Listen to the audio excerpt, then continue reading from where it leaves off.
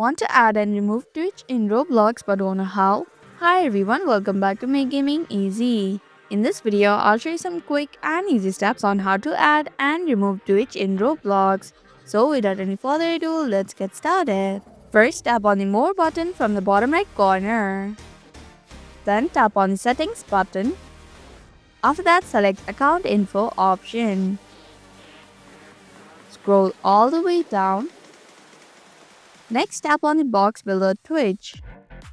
Now enter your Twitch account link and tap on the Save button. If you want to remove the Twitch link, again tap on the box below Twitch. Then clear the box. After that, tap on the Save button to save the changes. And that's how you can add and remove Twitch in Roblox. Thanks for watching Make Gaming Easy. Hope this video was helpful. If it was, then hit the like button and comment down if you have any questions or feedback. Also, if you're new to our channel, subscribe and hit the bell icon so that you don't miss upcoming videos.